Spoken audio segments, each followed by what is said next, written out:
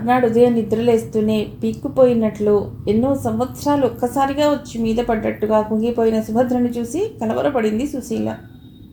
ఏమిటక్క, ఒంట్లో బాలేదా? ఆదుర్దాగా అడిగింది. అబ్బే అదేం లేదమ్మా, బలవంతంగా నవ్వింది సుభద్ర. నేను మిమ్మల్ని వదిలిపెట్టి వెళ్ళిపోతానేమోనని బెంగతో రాత్రంతా నీలో నువ్వే బాధపడుతూ కూర్చున్నావా? ఏమీ లేదన్నానుగా, పద వెళ్ళి స్నానం చేసిరా, మళ్ళీ ఆఖరి నిమిషంలో హడావుడి పడతావు అని బాత్రూంలోకి పంపేసింది. స్కూల్కి వెడుతూనే, సుశీ నేను రాంబాబుతో మాట్లాడతాను, ఎప్పుడు వీలు పడుతుందో కనుక్కో అంది సుభద్ర. వాళ్ళింటికి వెడతానన్నావు కదక్క, అయోమయంగా చూసింది. కాదులే, ముందతనితో కొన్ని ముఖ్య విషయాలు మాట్లాడాలి ఒంటరిగా. ఒక్క నిమిషం అక్క ముఖంలోకి నిశితంగా చూసి, అలాగే కనుక్కుంటానక్క అని వెళ్ళిపోయింది. లోపలికి వెళ్ళి కూర్చుంది సుభద్ర. పిల్లల్ని సముదాయించడంలో సతమతమవుతున్నారు ఆయాలు. నమస్కారం సుభద్రాదేవి గారు అంటూ లోపలికి వచ్చాడు హరికృష్ణ. నమస్తే హరి, దా కూర్చో. ఏమిటి విశేషాలు? మాధవి దగ్గర నుండి ఏదైనా లెటర్ వచ్చిందా? చిక్కిపోయినట్లు నిరుత్సాహంగా కనిపిస్తున్న అతన్ని జాలిగా చూస్తూ అంది. ఆవిడగారు రాదట, విడాకులు కావాలట. పిల్లలు బెంగపెట్టుకున్నారు కదా అని పంపిస్తే ఇక వాళ్ళని కూడా మర్చిపోవాలట. హరి, ఏదో వినకూడని వార్త విన్నట్లు విలవిలలాడింది సుభద్ర హృదయం. హరి, మాధవి చదువుకున్న మూర్ఖురాలు. ఉండు, నేనే దానికి ఏదో మార్గం ఆలోచిస్తాను. ఇప్పుడు సుశీల మూలంగా జరిగిందని మీరు బాధపడుతూ అలా అంటున్నారు కానీ వృత్తిరీత్యా స్త్రీలతో మాట్లాడక తప్పదు కదా. రోజు రోజు ఎవరు మా తగులు తీరుస్తూ ఉంటారు. ఇదివరకు ఒకసారి అలిగి పుట్టింటికి వెళ్ళటం, నేను బతిమాలి తీసుకురావటం జరిగింది. అటువంటి అనుమానం మనిషితో కాపురం దినదినగండంగానే అనిపిస్తోందండి. తన ఇష్ట ప్రకారంగానే విడాకులు ఇచ్చేస్తాను. తనకి నాకు హాయి. తప్పు హరి, తొందరపడకు. చదువుకున్న వాడివి, సంస్కారం కలవాడివి. తెగేదాకా లాగుతూ పోవటం మంచిది కాదు. అతి పవిత్రమైన వివాహ బంధాన్ని తెంచుకోవటం తేలికైన పని కాదు. మన సాంప్రదాయం అటువంటి శాస్త్రవిరుద్ధమైన పనులకు అంగీకరించదు హరి. అందరు స్త్రీలకి అనుకూలమైన భర్తలు, అందరు పురుషులకి అనుకూలమైన భార్యలు లభించరు. తమకు లభించిన వారితోనే సర్దుకుపోతూ సంసార రథాన్ని చివరిదాకా లాక్కెళ్ళాలి. అదే విజ్ఞత. నాకంటే చిన్నవాడివి గనుక, నేనంటే కాస్త గౌరవం ఉన్నవాడివి గనుక నా అభిప్రాయం చెప్పాను. ఆ పైన నీ ఇష్టం హరి. అలాగేనండి, నాకు తనంటే అయిష్టత ఏమీ లేదు. చీటికి మాటికి నన్ను బలహీనుడిగా చిత్రిస్తూ ఆమె అనే మాటలే నాకు నచ్చవు. 10 మాటలకి ఒక్క మాటే జవాబిస్తాను. అక్కడికి ఆ మాత్రానికే ఏడుపులు, గొడవ, గందరగోళం. చుట్టుపక్కల వాళ్ళు నవ్వుకోవటం పెద్ద న్యూసెన్స్ అయిపోతోంది. మళ్ళీ తన మనస్సు కుదిరితే తనంత మంచి భార్య ఈ ప్రపంచంలోనే ఉండదు అన్నంతగా ప్రవర్తిస్తుంది. కొందరంతే హరి, మనమే సర్దుకుపోవాలి. మంచి రోజులు రాకపోవు, కొన్నాళ్ళు ఓపిక పట్టు అంది. అలాగేనండి, మరి నేను వెళ్ళిరానా? నర్సింగ్ హోమ్తో పేషెంట్లు ఎదురు చూస్తుంటారు. మంచిది, వెళ్ళిరా. అతడు వెళ్ళాక పాపం అమాయకుడు అనుకుని నిట్టూర్చింది సుభద్ర. రాంబాబు గారు, అక్కయ్య మీతో ఏదో ముఖ్య విషయం మాట్లాడాలట, వస్తుంటే దారిలో అంది సుశీల. మీ అక్కయ్య గారు నాతోనా? నమ్మలేనట్లు చూశాడు రాంబాబు. అవునండి, ఎందుకలా తెల్లబోతున్నారు? అబ్బే, ఆవిడ గారు నాతో మాట్లాడే ముఖ్య విషయాలు ఏమిటా అనిపించి తెల్లబోయాను అన్నాడు సర్దుకుని. ఏమో, నాకేం తెలుసు బాబు, పెదవి విరిచింది. మీరు మీ అక్కయ్య గారితో ఏమైనా చెప్పారా నా గురించి? అబ్బే, కంగారు పడింది సుశీల. మరి నాతో మాట్లాడవలసిన ముఖ్య విషయాలు ఏమున్నాయబ్బా? బాగుంది, నాకు తెలీదు మొర్రో అంటున్నాను కదా. సుశీల గారు, నన్ను సస్పెన్స్లో పెట్టి చంపేస్తున్నారు. అలా హోటల్లోకి వెళ్ళి స్థిమితంగా మాట్లాడుకుందాం రండి. ఇబ్బందిగా మొహం పెట్టింది సుశీల. ప్లీజ్. తప్పదన్నట్లు అతడి వెంట నడిచింది. కాఫీ సిప్ చేస్తూ, సుశీల గారు, ఇందాక ఆ కుర్రవాడెవడో మనని ఎలాంటి ఉపమానంతో పాట పాడాడో విన్నారా? అడిగాడు. విన్నాను, జోడెత్తులుట, వెధవ. మీకు నవ్వొస్తుంది కానీ నాకైతే చెప్పు తీసి తన్నాలనిపించింది కోపంగా అంది. Take it easy. పిల్లలు వాళ్ళేదో అంటే మనం పట్టించుకోవటం దేనికి అన్నట్లు సుశీల స్కూల్ తరపున నాగార్జున సాగర్ ఎక్స్కర్షన్కి వెడదామని సజెస్ట్ చేశారుగా మీ టీచర్లందరూనూ. మా టీచర్సే కాదు, అందరూ వెడదామని రిక్వెస్ట్ చేశారు దయానిధి గారికి. నేను రావడం పడదేమో బహుశా. మా ఊరు వెళదాం అనుకుంటున్నాను. మా అమ్మ రమ్మని రాస్తోంది. ఎందుకుట? అక్కడెవరో పెళ్లి సంబంధాలున్నాయట, వెళ్ళి పిల్లని చూసి వద్దాం రమ్మని రాసింది. అయితే వెళ్ళి ఏకంగా పెళ్లి చేసుకుని వస్తారన్నమాట. ఆమెకు తెలియకుండానే కోపం ధ్వనించింది. అబ్బే అదేం లేదులేండి, జస్ట్ అమ్మ తృప్తి కోసం ఒకసారి వెళ్ళి చూసి వచ్చేస్తానంతే. అంటే ఆడపిల్లలంటే జూలోని జంతువో పంజరలోని పక్షం అనుకుంటున్నారా? ఫ్యాషన్ కోసమో అమ్మ సంతృప్తి కోసమో వెళ్ళి చూసొచ్చేసి నచ్చలేదు అంటే ఆ అమ్మాయి ఎంత బాధపడుతుందో మీకు తెలుసా? ఎలాగైతేనేమి గొప్ప మగపుట్టుగా పుట్టారుగా, ఆడదాని ఆవేదన మీకేం అర్థమవుతుంది? మీరింత సంకుచిత మనసు కలవారని నాకు ఇంతకాలం తెలియదు, రోషంగా అంది. గట్టిగా నవ్వేశాడు రాంబాబు. అబ్బా, నేను పెళ్లి చూపులకు పెడుతున్నానంటే ఇంత కోపం వస్తుందేమిటి మీకు? పెళ్లి చూపులకు పెడుతున్నానంటే వచ్చిన కోపం కాదు, స్త్రీల పట్ల మీకున్న చులకన భావానికి వచ్చిన కోపం. ఏదో సరదా కన్నానండి బాబు. నాకు పెళ్ళంటే మీరు ఎలా ఫీల్ అవుతారో చూద్దామని ముందుకు వంగి మెల్లిగా అన్నాడు. మీకు పెళ్ళైతే మీరు ఫీల్ అవ్వాలి, నాకెందుకు ఫీలింగ్స్ కలుగుతాయి. ఫ్రెండ్లీగా కంగ్రాట్స్ చెప్తాను అందిగాని అది వినగానే ఆమె గుండెల్లో కలుక్కుమన్నట్లు అయింది. పోన్లేండి నాకెందుకు అని నిర్లిప్తంగా ఉండకుండా అదైనా చెప్పారు. సంతోషం. ఇక పెడదాం లేచింది సుశీల. సుశీల మొహం వివరణమై ఉండటం ఇట్టే గమనించాడు రాంబాబు. ఆహా కూర్చోండి చెప్తాను అన్నట్లు, అసలు ఇంతకీ మీ అక్కగారు నాతో మాట్లాడతారన్న విషయం ఏమిటబ్బా? అసలు నేనేమీ అనలేదు, ఇక అవసరం ఉండదులేండి. అయ్యయ్యో ఎంత మాట! పెద్దవారు ఆవిడ గారు నీతో మాట్లాడే పనుందయ్యా అంటే అవసరం లేదని నేను నిరాకరిస్తే నాకు పుట్టగతులుంటాయా?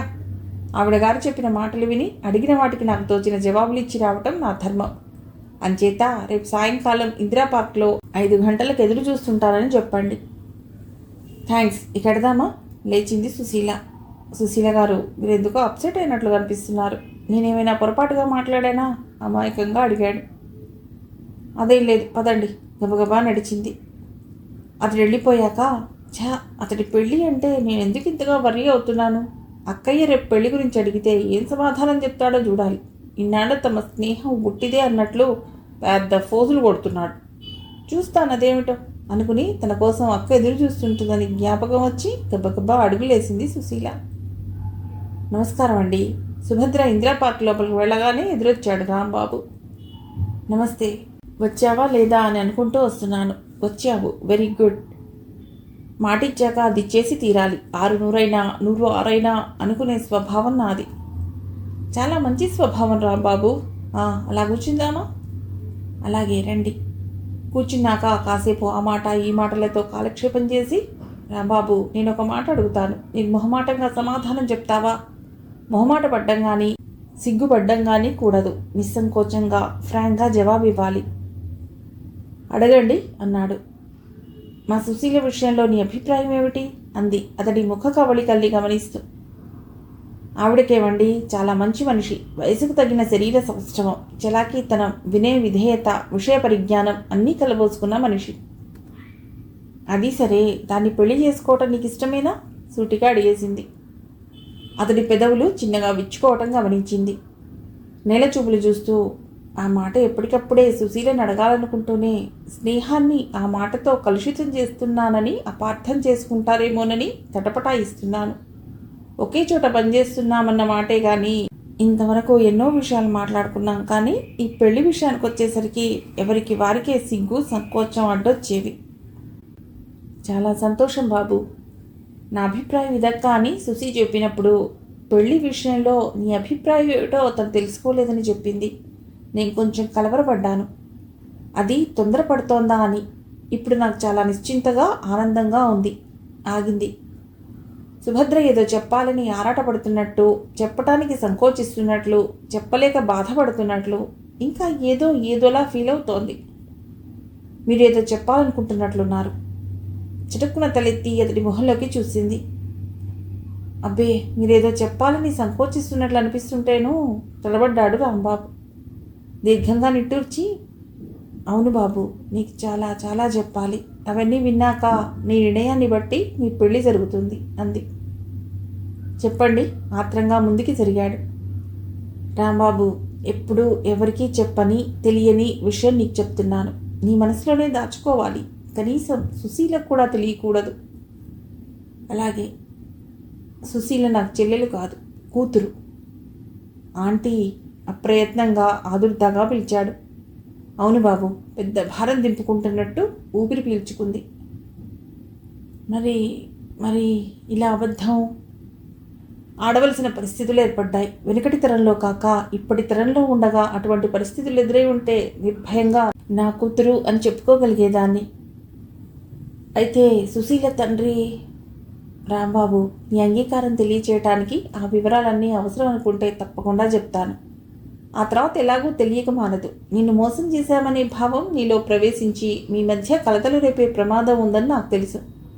ఆ వివరాలన్నీ చెప్పటానికే ఈ రహస్య సమావేశం. సాధ్యమైనంత వరకు సుశీల తెలియకుండా ఉంటేనే మంచిది అనుకుంటున్నాను. తెలియనివనా ఆంటీ, చెప్పండి. బాబు, విధి కొన్ని జీవితాలతో చిలకాటలాడుతూ వికృతంగా నవ్వుతుంది. కాలచక్రపు కరుకు పాదాల కింద నలిగిపోయి ఆ జీవితాలు చిన్నాభిన్నం అవుతాయి. అటువంటి జీవితాల్లో నా జీవితం ఒకటి. మనసు పొరల్లో దాచిన జ్ఞాపకాలను తెరిచి మననం చేసుకోసాగింది సుభద్ర. రాఘవయ్య ఆ ఊళ్ళోని మూతుబరి రైతు. 30 ఎకరాల సుక్షేత్రమైన మాగాణి, 25 ఎకరాల మెట్ట, 9 ఎకరాల కొబ్బరి తోట ఉన్నాయి. సొంత ఇల్లు, పాడి పంట సమృద్ధిగా ఉన్నాయి. కొడుకు జగన్ 8 ఏళ్లవాడు, కూతురు సుభద్ర 3 ఏళ్ల పిల్ల. అల్లారు ముద్దుగా పెరుగుతున్నారు. జగన్ ఎంత దూకుడువాడో, సుభద్ర అంత శాంత గంభీర స్వభావి. తామే అధికులమన్న అహంకారం జగన్ ప్రతి మాటలోనూ ప్రతి చేష్టలోనూ వ్యక్తమవుతూనే ఉంటుంది. అంత చిన్న వయసు నుండి కూడా. రోజు ఇద్దరూ తండ్రితో పొలానికి వెళ్లేవారు. సుభద్ర చిన్నపిల్ల, నడవలేదు అని పాలేరు భుజాల మీద ఎక్కించుకుని తీసుకెళ్లేవాడు. పుష్టిగా బలంగా దుడ్డుముక్కలా ఉండే జగన్ తనని కూడా ఎత్తుకోమని మారాన్ చేసేవాడు. మొయ్యలేక ఆయాసపడుతూ ఏదో పెద్ద కొండను మోస్తున్నట్లు ఊపిరి బిగబట్టి విడుస్తూ అడుగులో అడుగు వేసుకుంటూ తీసుకెళ్లేవాడు మరొక జీతగాడు. అతని బాధను అర్థం చేసుకోకపోగా తొందరగా నడవటం లేదని కాళ్లతో తన్నుతూ గోళ్లతో గిల్లుతూ జుట్టు పీకుతూ మారాన్ చేసేవాడు జగన్. ఎదుటి మనిషిని అర్థం చేసుకోవడం తెలియని వయస్సు అని జగన్ గురించి సరిపెట్టుకున్న కొడుకు చేష్టలన్నీ చూస్తూ కూడా చూడనట్లు నటిస్తూ హఠం చేయటం మా హక్కు, పడడం మీ బాధ్యత అన్నట్లు రాఘవయ్య నిర్లిప్తంగా ఉండటం చూస్తే మాత్రం అసహ్యం, కోపం కలక్క మానవు.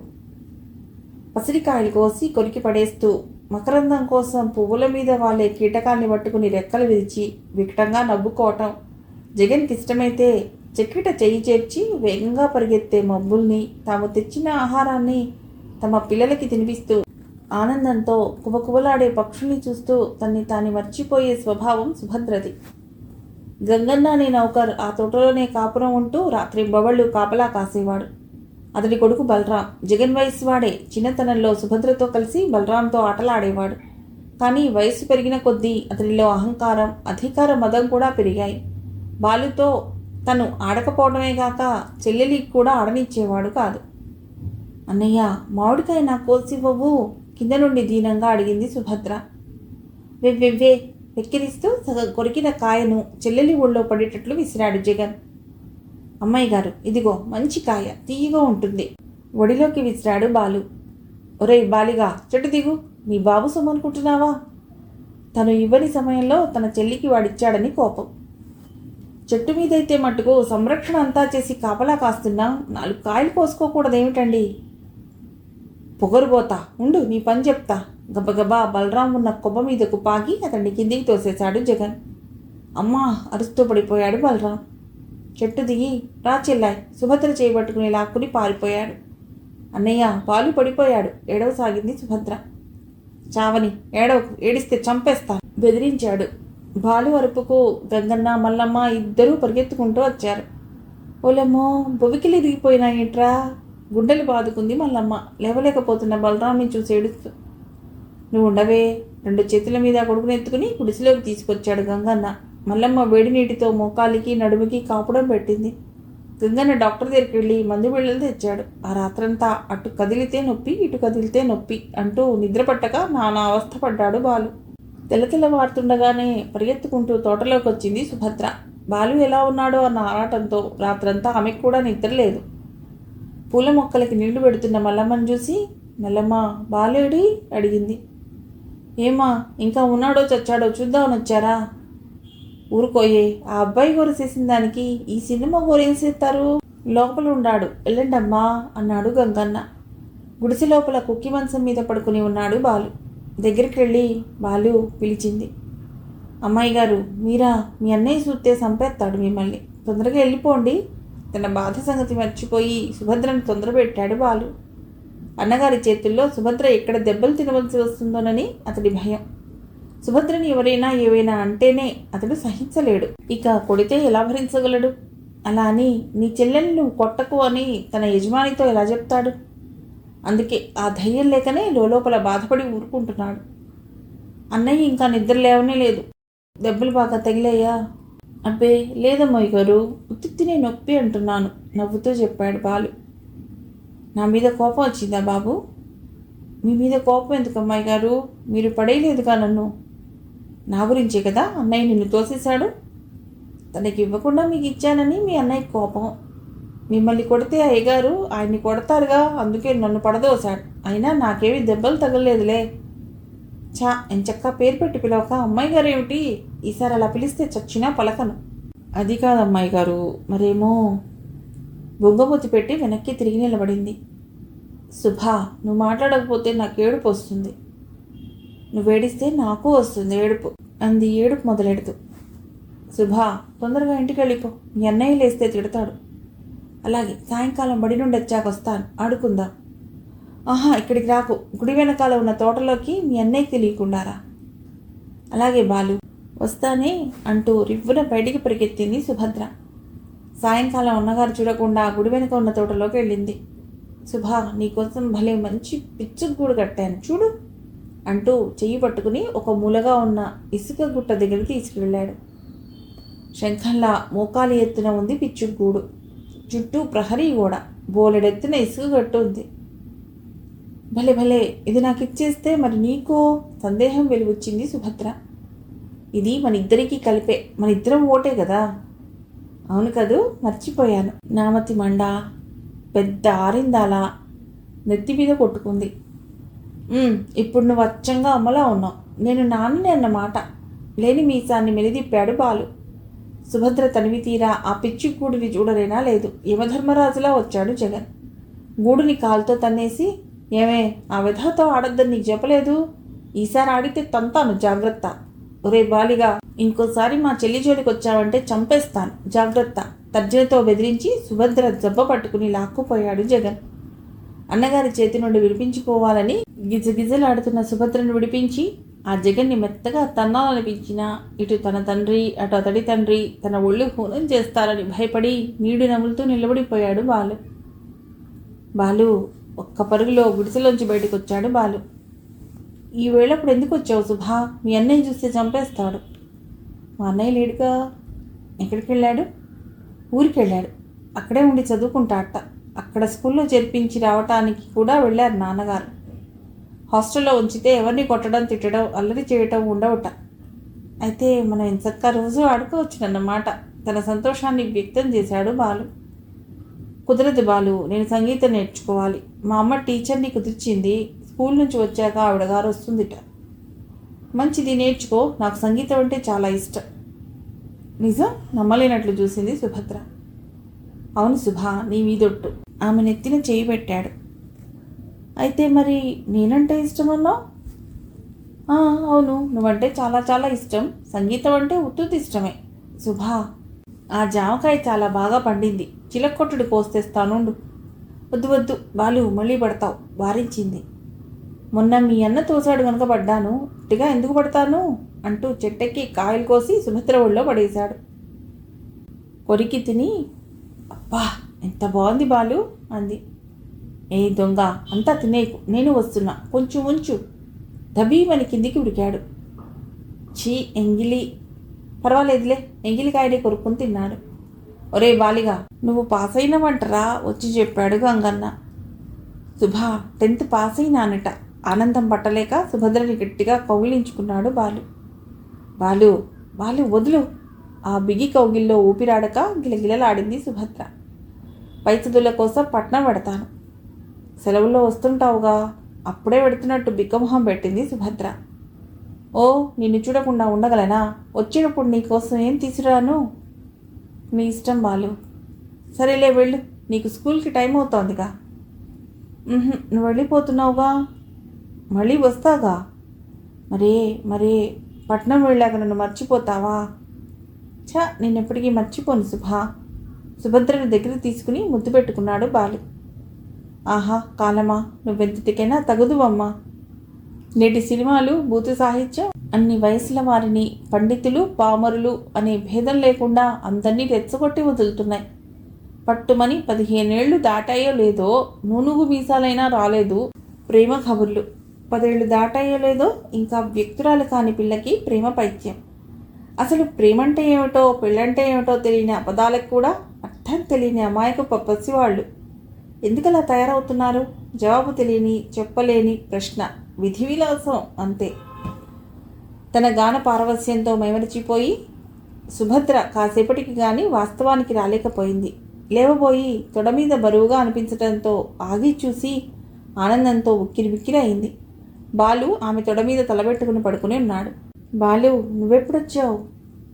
ఆనందం వల్ల కళ్ళు చెమర్చగా తన చేతులతో అతడి తల, ఛాతీ, చెంపలు స్పృశించసాగింది. సుభా ఆమె గుండెల్లో తలదాచుకున్నాడు. ఎన్నాళ్ళకొచ్చావు? నీకోసం నేను రోజు తోటకొస్తున్నాను తెలుసా? తెలుసు సుభా. తోటలో అడుగుపెట్టగానే నీ గాన మాధుర్యం నన్ను ఇలా లాక్కొచ్చింది. పెద్దదానివయ్యావు అన్నాడు ఆమెను పరిశీలనగా చూస్తూ. తను వేసుకున్న వల్లెబాటుని చూసుకుని సిగ్గుపడింది. ఆమె బుగ్గలు కెంపులయ్యాయి. సుభా, మనిద్దరం పెళ్ళెప్పుడు చేసుకుందాం? హఠాత్తుగా అడిగాడు బాలు. నీ ఇష్టం. నా చదువు అయిపోగానే చేసుకుందాం. అలాగే బుద్ధిగా ఒప్పుకుంది సుభద్ర. సుభా, నీలో సంతరించుకుంటున్న కొత్త అందాలు దోచుకోమని నన్ను ఇప్పుడే తొందర పెడుతున్నాయి. చిపో, దూరంగా దోసేసింది. పక్కున నవ్వాడు బాలు ఆమె కోపం చూసి. ఇదిగో నీకు నవ్వులాటగా ఉందేమిటి అంది. సారీ మేడం, మాఫ్ కీజియే. అభివాదం చేస్తున్నట్లు తల వంచి కొద్దిగా ముందుకు వంగాడు. సుభద్ర కూడా నవ్వేసింది. చట్టాపట్టాలు వేసుకుని ఇద్దరూ తోటంతా తిరిగారు. సెలవులు పూర్తవగానే తిరిగి పట్నం వెళ్ళిపోయాడు బాలు. రోజూ సంగీతం నేర్చుకోవడం అయిపోయాక తోటలోకి వెళ్ళి కూర్చుని గొంతెత్తి పాడుతూ తన ప్రియుడిని తలుచుకుంటూ కాలక్షేపం చేస్తోంది 15 ఏళ్లైనా నిండని ముగ్ధ. జగన్ పట్నంలోనే ఒక ధనవంతుల అమ్మాయిని ప్రేమించి పెళ్లి చేసుకున్నాడు. తమతో చెప్పకుండా చేసుకున్నందుకు రాఘవయ్య దంపతులు ఎంతో బాధపడ్డారు. రోజులాగే ఆ రోజు కూడా తోటలో కూర్చుని తన గొంతు విప్పి పాడింది సుభద్ర. చీకటి పడినా ఇంటికి వెళ్ళ బుద్ధి కాక అలాగే కూర్చుండిపోయింది. దశమి వెన్నెల చల్లగా తాకుతూ ఒళ్ళంతా జలధరింపజేస్తోంది. గంగన్నొచ్చి 2 సార్లు చీకటి పడిపోతోంది అమ్మాయి గారు, ఇంటికి వెళ్ళండి హెచ్చరించి వెళ్ళాడు. అయినా కదల బుద్ధి కాక అలాగే కూర్చుండిపోయింది. తనను తానే మర్చిపోయి బాలు గురించి ఆలోచిస్తూ కూర్చున్న ఆమె వెనక నుండి ఎవరో గట్టిగా పట్టుకోవడంతో కెవ్వున అరవబోయి సాధ్యం కాక ఆగిపోయింది. విడిపించుకోవాలని చేసిన ప్రయత్నాలు విఫలమైపోగా ఊపిరందక గిజగిజలాడింది. చీకట్లో ఆ మనిషి ఎవరో గుర్తు తెలియటం లేదు, కానీ తనని ఏదో చేసేస్తున్నాడు. అరిస్తే గంగన్న వస్తాడు, కానీ నోరు నొక్కేస్తున్నాడు. ఇతడెవరో నన్నేం చేస్తున్నాడు? అయ్యయ్యో ఇదేమిటి? నా జాకెట్టు, ఓణి, లంగా చీ లోపల అసహ్యించుకోవటం, ఏడవటం తప్ప గొంతు విప్పే అవకాశం లేని నిస్సహాయ స్థితి. చివరికి నిస్సత్తువుగా ఆ చేతుల్లో ఒరిగిపోయింది. తిరిగి సుభద్రకి తెలివొచ్చేసరికి అక్కడెవరూ లేరు. తన నగ్న శరీరాన్ని చూసుకుని తనే సిగ్గుపడింది, అసహ్యించుకుంది, ఏడ్చింది, జుట్టు పీక్కుంది. కానీ ప్రయోజనం శూన్యం. గబగబా బట్టలు కట్టుకుంది. తడబడే అడుగులతో ఇంటికి బయలుదేరింది. ఎప్పటిలా తండ్రి వీధి అరుగు మీద కూర్చుని చుట్టకాలుస్తూ ఎవరితోనో కబుర్లు చెప్తూ ఉంటే తల్లి వంటింట్లో ఏదో పని చూసుకుంటూనో గడప మీద కొంగుపరుచుకుని నిద్రపోతున్నో ఉందనుకుంది. మేనత్త చూసినా ఏవీ అనదు. అందుకు విరుద్ధంగా ఉంది. పట్నం నుండి జగన్ భార్య సరోజని కొడుకుని వెంటబెట్టుకుని వచ్చాడు. తండ్రి కొడుకులు ఒక చోట, అత్తాకోడళ్ళు ఒక చోట కూర్చుని కబుర్లు చెప్పుకుంటున్నారు. వారి నలుగురి దృష్టి నుంచి తప్పించుకుని లోపలికి వెళ్ళటం అసాధ్యం. అన్నయ్య అంటే అంత కోపంగా ఉండే అమ్మా నాన్న ఇప్పుడు వాళ్ళని గుమ్మంలోకి ఎలా రానిచ్చారు? పైగా నవ్వుతూ కబుర్లు చెప్తున్నారు కూడాను అనుకుంది. ఇప్పటిదాకా ఎక్కడున్నావు? అన్నగారి గొంతు ఖంగోమంది. కాళ్ళ కింద భూమి కంపిస్తున్నట్లు అనిపించింది సుభద్రకి. ఆ భూమి రెండుగా చీలి తనని అందులో ఇముడ్చుకుంటే బాగుండననిపించింది. అది ఆ సీత మహాసాధ్వికే చెల్లు. తన బోటి హీరురాలికి అంత అదృష్టం కూడానా? తోటలోకి వెళ్ళొస్తున్నాను అన్నయ్య. ఎంతసేపు అయింది మీరొచ్చి? నవ్వుతూ అడిగింది. వాడి దగ్గరికేనా? నేను తోటలోకి వెళ్ళేది ఎవరికోసమో కాదు, నా కోసం. ఆడపిల్ల ఒంటరిగా ఇంత రాత్రి దాకా తిరిగి రావటం పరువు కాదు. నీ పెళ్లితోనే ఇంటి పరువు మర్యాదలు గోదారిలో కలిసిపోయాయి. ఏమిటే కూస్తున్నావు? సుభద్ర చెంప చెల్లుమంది. రౌద్ర రూపం దాల్చాడు జగన్. వాడు మొగాడు, ఎలా చేసినా ఏం చేసినా చెల్లుతుంది. నువ్వు ఆడపిల్లవే, పరువు పోగొట్టుకుంటే రేపొద్దున పెళ్ళవదే. ఈసారి రాఘవయ్య గొంతు ఖంగుమంది. పోనీయండి, కాకపోతే నాకేం నష్టం అంది సుభద్ర. అంత ధైర్యం ఎలా వచ్చిందో ఆమెకే తెలియదు. ఏం చూసుకునే ఆ మిడిసిపాటు? ఆ పాలేరు వెధవని చూసుకునేనా? ఉండు, వాడంతా ఏమిటో తేల్చేస్తాను. వడివడిగా అడుగులేసుకుంటూ బయటకు వెడుతూ అన్నాడు. వెళ్ళు, అతడు పట్టణంలో ఉన్నాడు, అక్కడికెళ్ళు అంది. ఇందాక మాతోనేగా వచ్చాడు, అప్పుడే ఎందుకు ఎడతాడు? నా నుంచి అతన్ని కాపాడటం నీ తరం కాదు. వెళ్ళిపోయాడు జగన్. అయోమయంగా నిలబడిపోయింది సుభద్ర. బాలు వచ్చి చాలాసేపు అయిందా? తను అక్కడే ఉంటుందని తెలుసుగా, ఎందుకు రాలేదు? ఒకవేళ వచ్చి ఉంటే తన అస్తవ్యస్త పరిస్థితి చూసి అసహ్యించుకుని తిరిగి వెళ్ళిపోయాడా? అంతా అయిపోయింది. తను ఇప్పుడు ఏం చేయాలి? ఎవరితో చెప్పుకోవాలి? అసలు ఏమని చెప్పుకోవాలి? నిలబడలేక లోపలికి పరిగెత్తింది సుభద్ర. తోటలోకి వెళ్ళిన జగన్ బయట నుండే బలరాం గట్టిగా పిలిచాడు. ఓ నువ్వా జగన్? ఇంతకు ముందేగా ఇంటికి వెళ్ళావు, ఇప్పుడే వచ్చేసావేమిటి? నాతో ఏ పనైనా ఉందా? అవును ఉందిరా రాస్కెల్ అంటూ ఆవేశంతో చెయ్యెత్తాడు. ఒక్క క్షణం ఆలస్యమైతే ఏం జరిగేదో గాని మెరుపులా బలరాం ఆ చేతిని గట్టిగా పట్టుకుని, జగన్, నీకంటే చేవ ఉంది నా కండల్లో. ఒక్క దెబ్బ కొట్టితే మీ ఇంటి దాకా వెళ్ళి పడతావు. నా తప్పేమిటో చెప్పి ఎప్పుడు పోట్లాటకి సిద్ధపడు అన్నాడు శాంతంగానే. ఇంతవరకు నా చెల్లెలతో కులికింది చాలక నాకే నీతులు బోధిస్తున్నావా? అరే, సుభద్ర ఇంతదాకా ఈ తోటలోనే ఉందా? నాకు తెలీదే. ఈ నంగనాచి వేషాలు నా దగ్గర కాదురా కుక్క. జగన్, మాటలు తిన్నగా రాని. మాటకి మాట, దెబ్బకి దెబ్బ సిద్ధాంతం కాదు నాది. మర్యాదగా వెనక్కినడు, లేకపోతే నా సిద్ధాంతాన్ని కూడా మురికి కాలువలో తొక్కి నిన్ను ఎముకలు కూడా దొరకకుండా చితగ్గొడతాను. ఒరే బాలిగా, ఆగరా, చిన్నబాబు గారిని ఏమీ చేయకురా బ్రతిమిలాడసాగారు మల్లమ్మ, గంగన్నలు. గంగన్న, ఇన్నాళ్ళు మా ఉప్పు తిన్నావన్న విశ్వాసం ఉంటే నీ కొడుకుని తీసుకుని తక్షణం ఈ ఊరు నుండి వెళ్ళిపో, లేదా ఏ దొంగ కేసో బరాయించి మీ ముగ్గురిని జైల్లో దోయిస్తాను, ప్రాణాలు తీస్తాను. జగన్, నువ్వే కాదు, నీ చేతుల్లో జేజమ్మ దిగొచ్చినా నన్నేమీ చేయలేరు తెలుసా? బలరాం భీకర రూపం చూసి జగన్కి వణుకొస్తోంది. అయినా వారి ముందు బింకం నటిస్తూ, గంగన్న ఆలోచించుకో, ఈ ఊరు విడిచి వెళ్ళిపోతావో జైలుకి వెడతావో తేల్చుకో. మళ్ళీ నా కంటబడితే ప్రాణాలతో మిగలరు మీరు హెచ్చరించి గబగబా వెళ్ళిపోయాడు. నాన్న, వాడికి భయపడి మనం ఊరు విడిచి ఎందుకు వెళ్ళిపోవాలి? వాళ్ళ తాతగారి సొమ్మ ఈ ఊరు. ప్రయాణపు ఏర్పాట్లు మొదలు పెడుతున్న తండ్రిని వారించాడు బలరాం. ఒరేయ్, ఈ గంగన్న మాట అంటే మాటే. నా మీద ఎన్నో ఆశలు పెట్టుకున్న సుభద్రని వదిలి రాలేదు నాన్న. ఆమెను ఈ తోడేళ్ల మధ్య వదిలిపెట్టి పోవటానికి నాకు మనస్కరించడం లేదు నాన్న. తోడేళ్లైనా గుంటనక్కలైనా వాళ్ళు ఆమె కన్నవాళ్ళు. ఏం చేసుకున్నా వాళ్ళ ఇష్టం, కాదనే హక్కు మనకి లేదు. నీకు తల్లిదండ్రి కావాలనుకుంటే మాతో బయలుదేరు. ఆ అమ్మాయి గారే కావాలనుకుంటే తెల్లారేసరికి మా శవాలు వాగులో తేలుతుంటాయి. మళ్ళీ మూటే ముల్లేసర్దే అన్నాడు గంగన్న. అతడి భయం అతడిది. గొప్పవాడు తలుచుకుంటే ఏవైనా చేయగలరు. తన ఒక్కగానొక్క కొడుకు వారి పౌరుషానికి, పట్టుదలకి, కోపానికి బలైపోతాడేమోనని అతడి భయం, ఆరాటం. రెక్కల్లో సత్తు ఉంది. ఎక్కడో అక్కడ బతకలేకపోమన్న విశ్వాసమూ ఉంది. అందుకే నిల్చున్న బలంగా ప్రయాణమంటూ తొందరపడుతున్నాడు. నన్ను క్షమించు సుభద్ర, చూస్తూ చూస్తూ అమ్మా నాన్నల ప్రాణాలను వాగుకి అర్పించలేను అనుకుని ఆలోచనారహితుడై తల్లిదండ్రుల వెంట నడిచాడు బలరాం. అత్తయ్య, చూసావా, నాకు ఇష్టం లేదు మొర్రో అంటున్నా వినక పెళ్లి ముహూర్తం పెట్టించుకురావటానికి వెళ్లారు. మేనత్త సుందరమ్మ ఒడిలో వాలి వెక్కి వెక్కి ఏడుస్తోంది సుభద్ర. చిన్నప్పుడే భర్త చనిపోతే అన్నగారి పంచన ఉంటూ రోజులు వెళ్ళదీసుకుంటోంది సుందరమ్మ.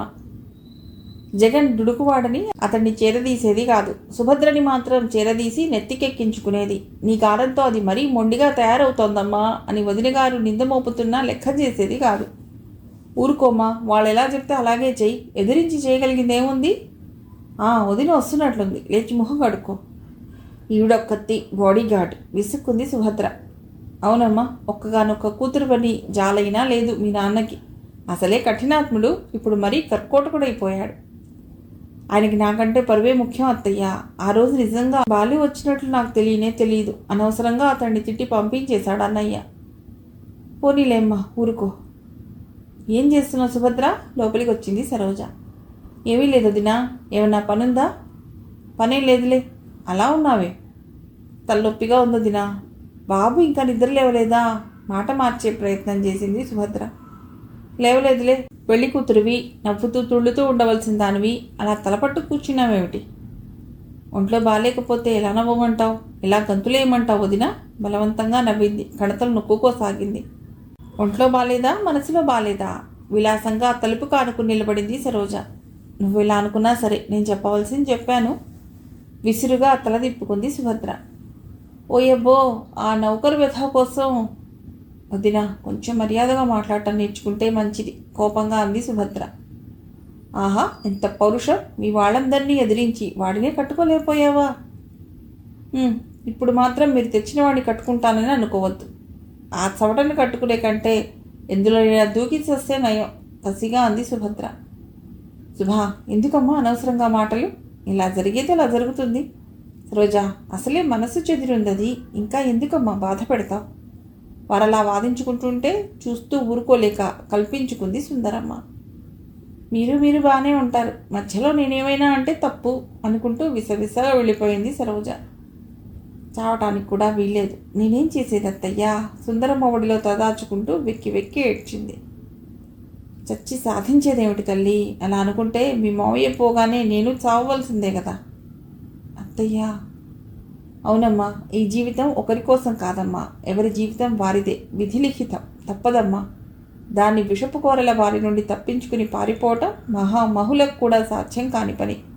బాధపడి ఏడిచి ప్రయోజనం లేదు. పరిష్కార మార్గం ఏదైనా ఉందేమో ఆలోచించుకోవాలి, అంతేనమ్మా. పిన్నిగారు, సుభద్ర కొంప మునిగింది, ఏడుస్తూ పరిగెత్తుకొచ్చింది సరోజ. ఏమైంది దినా? ఏమైందమ్మా? మన వాళ్ళు వస్తున్న కార్కి యాక్సిడెంట్ అయింది పిన్నిగారు, నాకేదో భయంగా ఉందండి. గుమ్మంలో టాక్సీ ఆగిన చప్పుడుకి ముగ్గురు బయటకు వచ్చారు. ఏమైంది బాబు? టాక్సీ దిగుతున్న వారిని అడిగింది సుభద్రమ్మ ఆదుర్దాగా. మీరేం కంగారు పడకండమ్మా అంటూనే టాక్సీలో నుంచి 3 శవాల్ని తీసి అరుగు మీద పడుకోబెట్టారు. ఓరి దేవుడోయ్, పెళ్లి ముహూర్తం పెట్టి చూస్తామని సావుకుని తెచ్చుకున్నారేవిట్రోయ్. అన్నగారి శవం దగ్గర చేరి పోరున ఏడవసాగింది సుందరమ్మ. అమ్మా, మీరు చెప్పినట్లే చేస్తాను, నన్ను ఒంటరిగా వదిలిపోవద్దమ్మా. తల్లి పాదాల మీద వాలిపోయింది సుభద్ర. ఏవండి, ఎన్ని జన్మలైనా మనది విడిపోని బంధం అని చెప్పి నన్ను ఇలా అర్థాంతరంగా వదిలేసి ఎలా వెళ్ళారండి? దీర్ఘాలు తీయసాగింది సరోజ. చూడండమ్మా, బాధపడి ప్రయోజనం లేదు. పెద్దవారు, మీరు ధైర్యం తెచ్చుకుని ఆ పిల్లలిద్దరినీ ఓదార్చాలి. వచ్చిన వారిలో ఒకతను సుందరమ్మతో అన్నాడు. అమ్మా, తెలియజేయవలసిన వారెవరైనా ఉంటే చెప్పండి, కబురంపిస్తా అన్నారొకరు. మాకింకెవరూ లేరు నాయనోయ్, మీరే అన్నీ చూడాలి. ఆడవాళ్ళం, మా వల్ల ఏమవుతుంది బాబు అంది ఏడుస్తూనే. అలాగే లేండి, మీరు బాధపడకండి. మరి రాఘవయ్య గారి ఉప్పు తిని బతికిన వాళ్ళం, ఈ మాత్రం సాయం చేయమా అంటూ నడుములు బిగించారు. అన్నీ యాంత్రికంగా జరిగిపోయాయి. అంత ఇంట్లో ముగ్గురు తలో మూల బిక్కుబిక్కుమంటూ కాలక్షేపం చేస్తున్నారు. పెత్తనమంతా సరోజ చేజిక్కించుకుంది.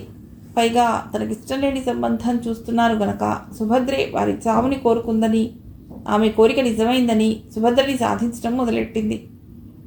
వదిన, వాళ్ళు నాకు ఇష్టం లేని పెళ్లి తలపెట్టిన మాట నిజమే, కానీ అది తప్పించుకోవటానికి తల్లిదండ్రుల అన్నగారి చావు కోరుకునేంత దుర్మార్గురాలను కాను. నోటికొచ్చినట్లు వాగడం గొప్ప కాదు అంది సుభద్ర.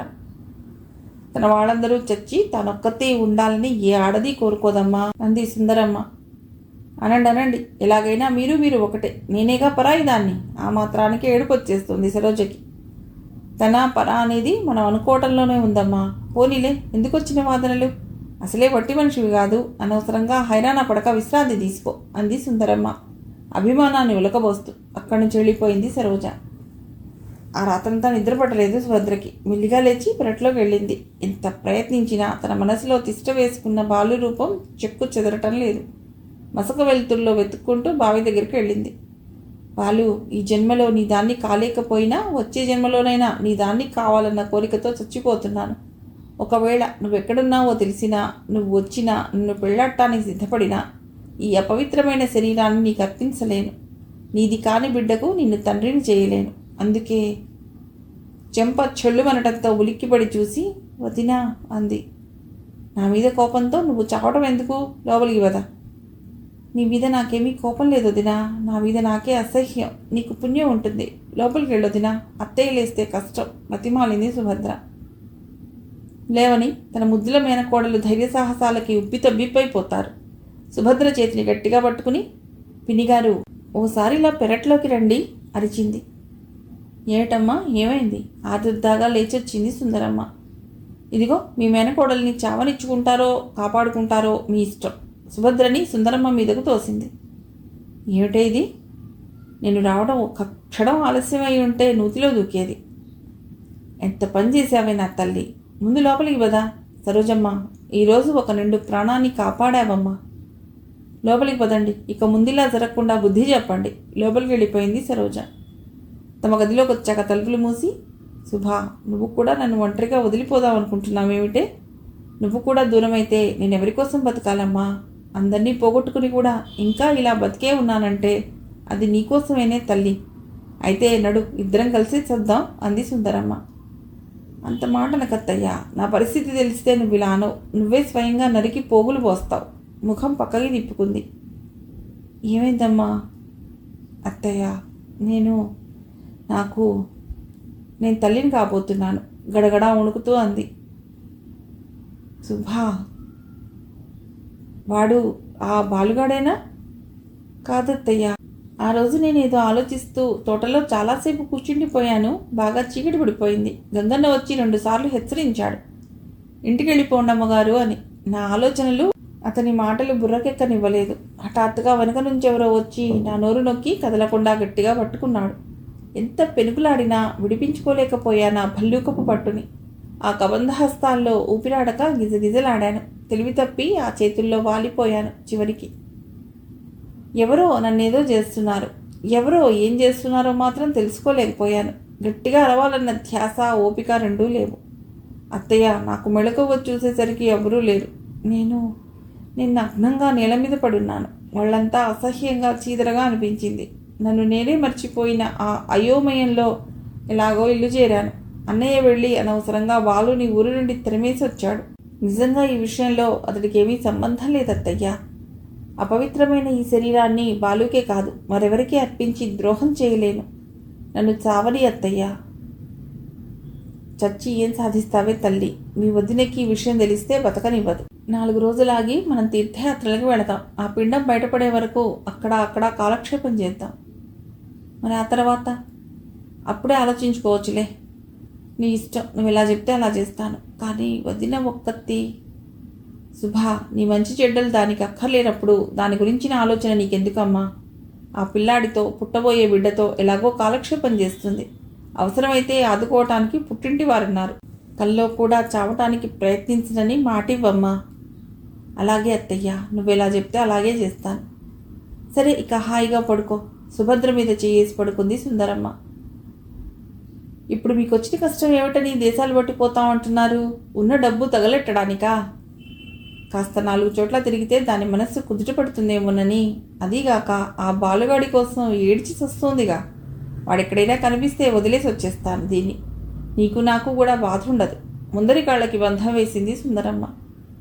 ఇంకేం కనిపిస్తాడు? ఎప్పుడో చచ్చుంటాడు. కోపం తెచ్చుకుంటే మొదటికే మోసం వస్తుందని. పోనీ వదినా, ఎప్పుడో ఒకప్పుడు అందరూ చచ్చేవారే, కాస్త ముందు వెనక అంతే అంది సుభద్ర. వినకపోతే నాకేం, మీ చావేదో మీరు చావండి. తన గదిలోకి వెళ్ళిపోయింది సరోజ. చెప్పి కొంత, చెప్పక కొంత. డబ్బు ఇద్దరివి, నగలు మూట కట్టుకున్నారు. అతి జాగ్రత్తగా బట్టలు ఇద్దరివి చిరక సూట్ కేసులోనూ సర్దుకున్నారు. ఎంత కాదనుకున్నా అనుబంధాలు పోవుగా. చెమర్చిన కళ్ళతో, సుభద్ర, పోయిన వాళ్ళు పోనే పోయారు. మీరు కూడా నన్ను ఒంటరిదాన్ని చేసి అడుగుతున్నారు అంది సరోజ. ఒంటరిగా ఉండటం ఎందుకు వదినా? ఈ 5-6 నెలలు పోతే పసిబిడ్డతో నీకు బోల్డంత కాలక్షేపం. అంతవరకు బాబు ఉండనే ఉన్నాడు. ఇంకా తోచకపోతే ఆగిపోయిన చదువు కంటిన్యూ చేయి. మీ సలహా సానుభూతులు నాకు అక్కర్లేదు. మీరు వెళ్ళండి. నా ఏడుపేదో నేను ఏడుస్తాను. మళ్ళీ రాకండి. సరే వదినా, రా అత్తయ్యా. మేనత్త వెంట బయలుదేరింది సుభద్ర. ఇద్దరూ కలిసి ఎన్నో ఊళ్ళు తిరిగారు. తీర్థయాత్రలు చేశారు. చివరకు ఒక మారుమూల కుగ్రామం చేరుకున్నారు. సుభద్రకు నెలలు నిండాయి. ఆ ఊరి ప్రజలకు ఏవో కళ్ళబొల్లి కబుర్లు చెప్పి తమ పబ్బం గడుపుకున్నారు. సుభద్రకు ఆడపిల్ల పుట్టింది.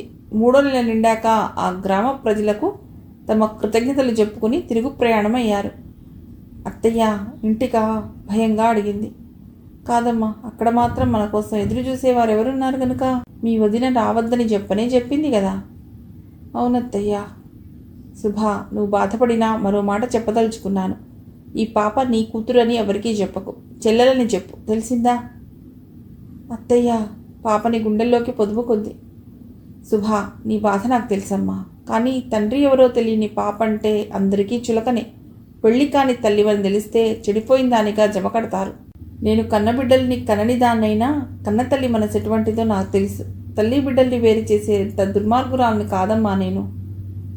అత్తయ్య, అలా మాట్లాడకు. నేను కన్నబిడ్డని కాకపోయినా అంతకంటే ఎక్కువగా ఆదరించి నీ కడుపులో దాచుకున్నావు. వచ్చి జన్మంటూ ఉంటే నీ బిడ్డగా పుట్టించమని ఆ భగవంతుడిని వేడుకుంటున్నాను. ఎలా పిలిస్తే ఏమిటి, నా పాప నా దగ్గరే ఉంటుంది కదా.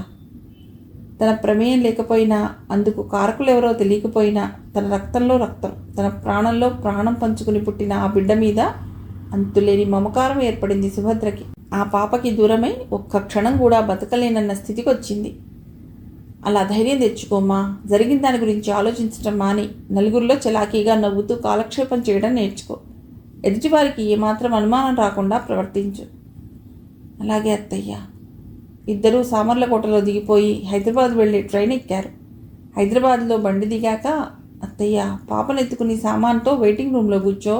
నేను అలా వెళ్ళి ఉండటానికి రూమ్ దొరుకుతుందేమో చూసి వస్తాను. అలాగే అమ్మా, జాగ్రత్తగా వెళ్ళు, కొత్త ఊరు. పర్వాలేదులే అంటూ వెళ్ళి ఆ పూటంతా కాళ్ళరిగేట్లు తిరిగింది. సిటీలో అద్దెలు తేరగా దొరుకుతున్నాయి కనుకనా అలా 2 రోజుల పాటు తిరిగి ఒక చిన్న గది సంపాదించింది. ప్రస్తుతానికి ఆధారం దొరికింది కదా అని సంతోషించి అడ్వాన్స్ ఇచ్చి మరీ వచ్చింది. 2 రిక్షాలు మాట్లాడుకుని ఇంటికి వచ్చారు. ఆ ఇంటి యజమానులు ఒంటరి ఆడవాళ్ళు, కొత్తవాళ్ళు కదా అని ఎంతో సహాయ సానుభూతులు అందించారు. తన వద్దనున్న కొద్దిపాటి సామాన్తో భోజనాలు అయ్యాయనిపించారు. అత్తయ్య, ఇక డబ్బంతా అయిపోయింది. నగలు అమ్మితే కానీ ఒక్క పూట కూడా గడవదిక అంది. తలుపులు మూసొచ్చి పాపని ఒడిలోకి తీసుకుని జాకెట్ తొలగించి రొమ్ము నోటికి అందించింది. అంతవరకు గుక్కపట్టి ఏడుస్తున్న పాప మంత్రం వేసినట్లు ఏడుపు ఆపేసింది. నీ నగలలా ఉంచి నా నగలు అమ్ము, అవి మోటుగా ఉన్నాయి. పైగా నేను ఎలాగో పెట్టుకునేది లేదు కదా. నీ నగలలా ఉంచితే రేపు పిల్ల పెద్దయ్యాక పెట్టుకుంటుంది. ఈలోగా ఏదో ఒక ఆధారం దొరక్కపోదులే. అలాగే అత్తయ్య అని పాపని నిద్రపుచ్చి నగలు తీసుకుని ఇంటి యజమాని సీతారామయ్య గారి దగ్గరికి వెళ్ళింది. ఆయన రిటైర్డ్ స్కూల్ టీచర్. భక్తికి లోపం లేకపోయినా కాలక్షేపం కోసం పిల్లలకి ప్రైవేటు చెప్తుంటారు. చూడమ్మాయి, నీకు లోకం పోకడ బొత్తిగా తెలియదు. అమ్మబోతే అడవి, కొరబోతే కొరివి. దొంగల్లా ఉన్న ఈ పాతకాలపు నగలు తీసుకుని 4 డబ్బులు చేతిలో పెట్టి వెళ్ళిరమ్మంటారు. అదేమంటే నోరు పట్టుకుని అరుస్తారు. సుభద్ర చెప్పిందంతా విన్నాక అన్నారాయన, మీరు చెప్పింది నిజమే బాబాయ్, కానీ తప్పదు. నేను పెద్దగా చదువుకోలేదు. చెల్లికి పాల డబ్బా కొనాలి, ఇల్లు గడుపుకోవాలి కదా. సరే అమ్మా, పద. వెళ్ళొచ్చాక డబ్బు ఆమె చేతిలో పెడుతూ, డబ్బు జాగ్రత్తగా వాడుకోండి. ఇక్కడ అన్నీ మోసాలే. సంగీతం వచ్చినట్టున్నావు కనుక ఎవరైనా చెప్పించుకుంటారేమో కనుక్కుందాం అన్నారు. అలాగే బాబాయ్, మీరు మాకెంతో సహాయం చేస్తున్నారు. మీ రుణం నేను ఎలా తీర్చుకోగలను? సుభద్ర కళ్ళు వర్షించటం చూసి, ఇందులో మేం చేసింది ఏముందమ్మా అన్నారాయన. ఆగాగు, వచ్చి ఇంకా 2 రోజులైనా కాలేదు, అప్పుడే రుణాలు తీర్చుకోవడం అంటూ పెద్ద మాటలు వాడేస్తున్నా అన్నారు ఆయన భార్య మంగతాయారు. డబ్బుని జాగ్రత్తగా ఖర్చు చేస్తూ రోజులు గడుపుతున్నారు. సంగీతం చెప్పించుకునేందుకు ఎవరూ రాలేదు. ఒకళ్ళిద్దరింటికి వచ్చి చెప్తే తమ పిల్లలకి చెప్పిస్తామన్నారు. అందుకు కూడా సిద్ధపడింది. 15 రోజులు గడిచేసరికి ఒకళ్ళకి ట్రాన్స్ఫర్ అయింది, మరొకరు కూడా వద్దన్నారు. సమస్య మళ్ళీ మొదటికొచ్చింది. మిగిలిన కథ తర్వాతి భాగంలో.